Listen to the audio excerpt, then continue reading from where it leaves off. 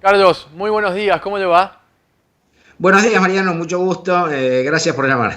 No, gracias a usted por atendernos. Bueno, el motivo de este llamado es justamente repasar los principales resultados de la última medición del AG Barometer que hacen allí desde la universidad y que nos cuente justamente los principales resultados de este estudio tan interesante que hacen mes a mes.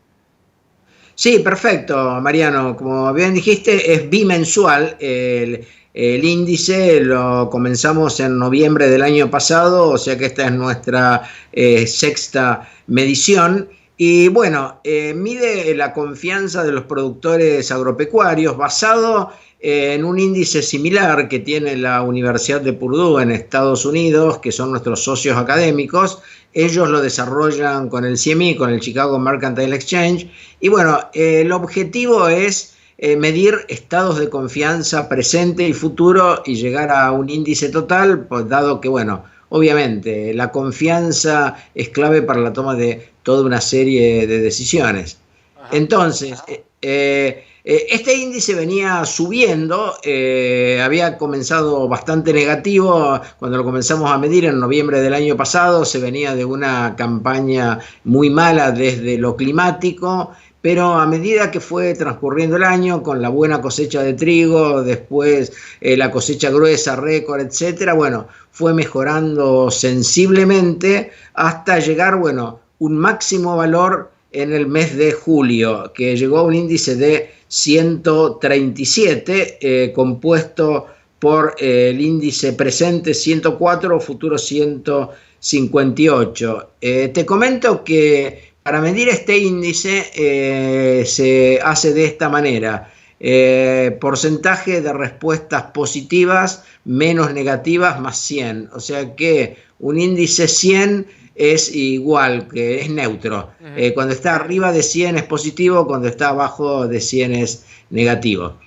Ahora, vimos que de julio a septiembre hay una abrupta caída, o sea que de alguna manera del índice más alto de julio llegamos al índice más bajo de septiembre. Cae el índice total de 137 a 74. Esto implica una caída del 45%. Y donde realmente se nota más es en las expectativas futuras, que siempre habían sido positivas, pero ahí cae de 158 a 80, es una caída de casi el 50%, y también se deteriora la situación presente significativamente, de 104 a 64, una caída del 39%. O sea que eso es, en general, este índice está compuesto por 5 preguntas que después te las comento, pero lo que importa es que ha habido una brusca caída en la confianza de los productores agropecuarios en los últimos 2 meses. Ujú. ¿Tan brusca como para ir a valores bajos como lo de la primera medición de finales del año pasado?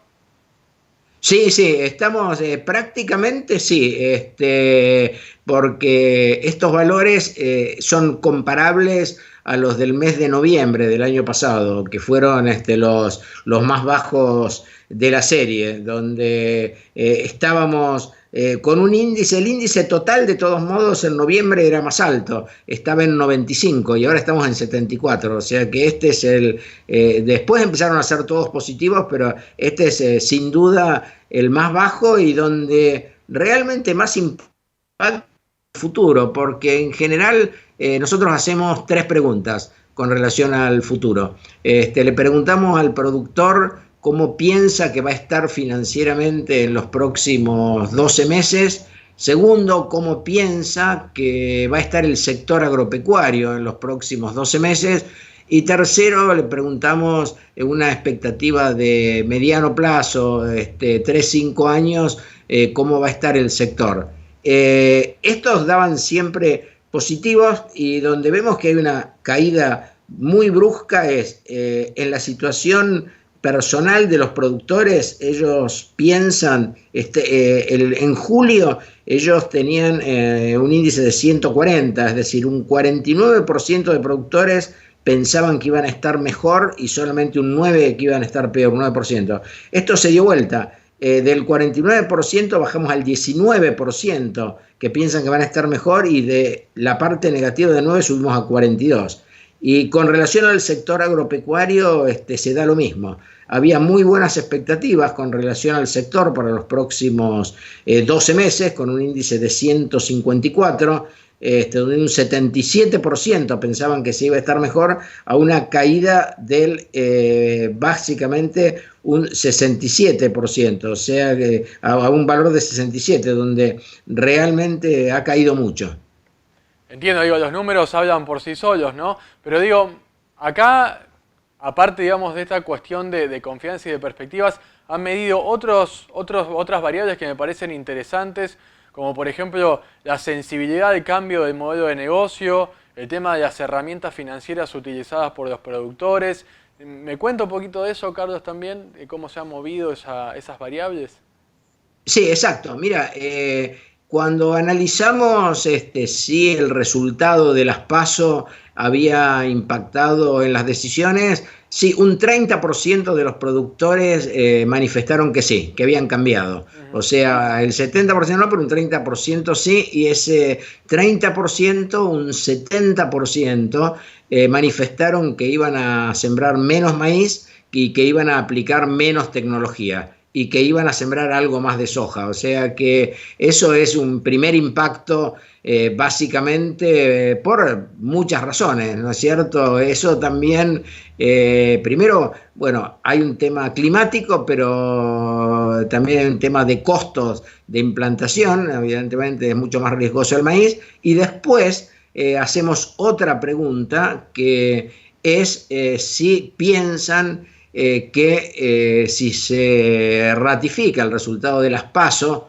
si piensan que van a aumentar las retenciones. Y ahí sí, la respuesta es prácticamente unánime. Un 80% piensan que van a aumentar las retenciones en trigo, en maíz y algo en soja también. O sea que, en definitiva, eso claramente afecta a los ingresos, afecta a los precios. Está claro que un aumento de retenciones baja el descuento del precio FOB al FAS y el precio de mercado, y bueno, eso sin ninguna duda atenta sobre los márgenes y evidentemente se quiere correr menos riesgo.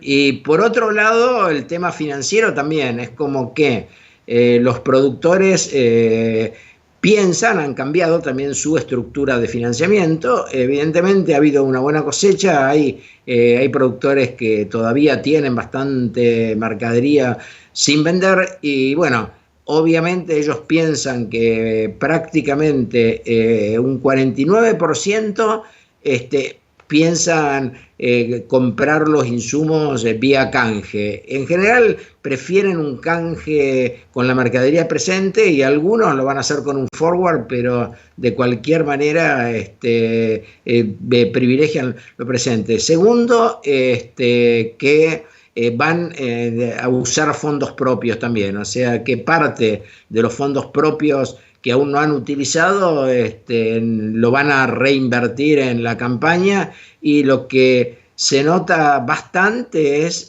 la caída del acceso al crédito bancario, claro, el que claro. Se va a intentar bajar el acceso al crédito bancario y aumentar algo el crédito comercial de las empresas de insumos. Ahora, Carlos, como conclusión propia, digamos, de los resultados de este estudio es que los barquinazos de la política argentina pueden llegar a ser tan destructivos o impactar tanto como la peor sequía en los últimos 50 años, en cuanto a la expectativa y la confianza del productor, en definitiva. Mira, sí, sin ninguna duda, yo creo que claramente es esto, ¿no es cierto? Porque uno, claro, hay una memoria, ¿no es cierto? Cuando en el 2015 se terminó con un intervencionismo muy grande en todos los mercados, con soja en retenciones del 35%, 20% de maíz, 20% de trigo, ROEs que de alguna manera distorsionaban todos los mercados porque había una diferencia grande entre el FAS teórico y el precio de mercado, unos $40, $50 en trigo y maíz,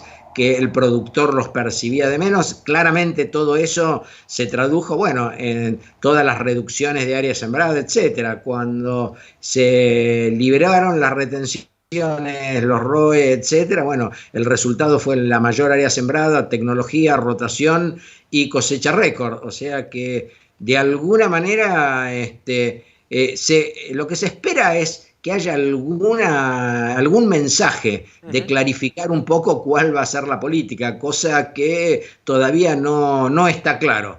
Esa es una de las grandes preocupaciones, sobre todo cuando muchas veces se habla, y es un tema totalmente razonable, cómo el aumento en el precio de los alimentos afecta la canasta de los sectores de menores ingresos, etcétera, pero creo que hay una lectura muy equivocada, pensando que colocando retenciones, prohibiendo exportaciones, etcétera, se va a lograr eso. Ya creo que la experiencia fue lo suficientemente negativa en el sentido de que eso a lo único que condujo fue a una caída de la producción y los precios no bajaron. Carlos, ha sido muy amable por su tiempo, le agradecemos mucho la comunicación, ¿eh? No, muchísimas gracias y quedo a disposición de ustedes. Un saludo grande, adiós. Hasta luego.